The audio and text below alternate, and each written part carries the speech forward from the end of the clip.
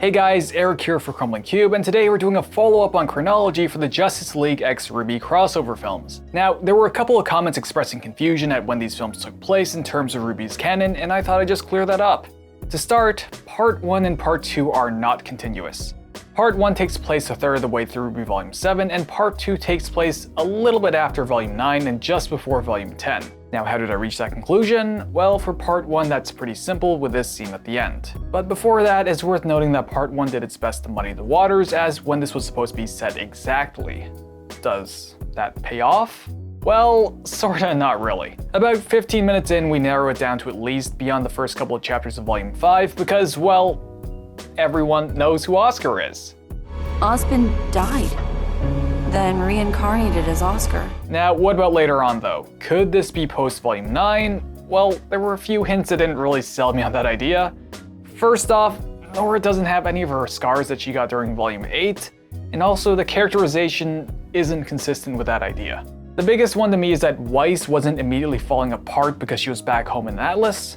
Throughout the film, we see the characters have flashbacks, so if Atlas did fall, then I think that would have warranted a very strong reaction in one of these flashbacks, but we just straight up didn't get that. Then there's RWBY. She's having a lot of self-doubt, and that doesn't really feel like someone who's gone through Ascension and realized that she's enough. Okay, so that narrows it down to about 6, 7, or 8, until we get to Ren and Nora. These two have more or less worked through their feelings between 7 and 8, so this love triangle communication breakdown, which I so much despised, doesn't really square with that. And again, the most definitive proof comes at the end of the film. Our heroes wake up in what appears to be an Elysian military VR training facility. The facility matches the aesthetic and design language that we've come to expect from Atlas, which is very futuristic and very chrome. Everything is chrome in the future! Also, Blake has this remark about the training scenario not being the one they expected. That wasn't the training mission, was it? Now, if this was a training mission, then it likely would have needed to take place in a time of relative calm, or in other words, just after the team cleared out the dust mine and just before Tyrion and Watts make their move. After that, it'd be really difficult to find any time to do training since everyone was spending most of their time fighting, preparing to fight, or resting between fights. Right, now for Part 2. This is the much simpler of the two parts and shouldn't require all that much explanation. First, we see that everyone's in Vacuo, which is of course the next destination for the series.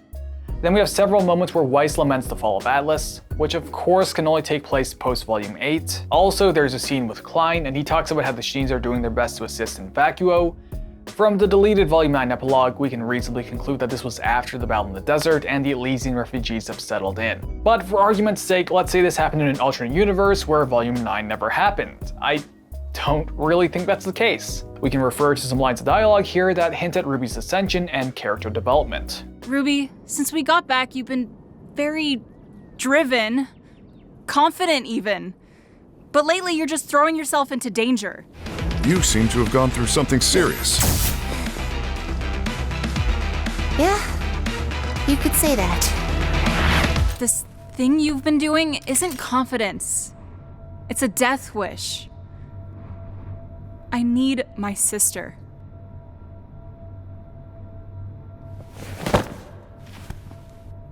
I'm not going anywhere, Yang. You promise? While I think the execution of Ascension is still kinda questionable, that doesn't change the fact that RWBY would have needed a very transformative experience for a character to wind up in this position. Not to mention, Yang is now really concerned about losing RWBY. And this elevated level of concern would, in my view, need to come from a series of events that would really go beyond what they normally encounter. And Ascension would really fit that bill. So yeah, those are my thoughts on the chronology of these two films. Hopefully you found this useful or interesting. If you did, leave a like, maybe subscribe. And as always, thanks for watching.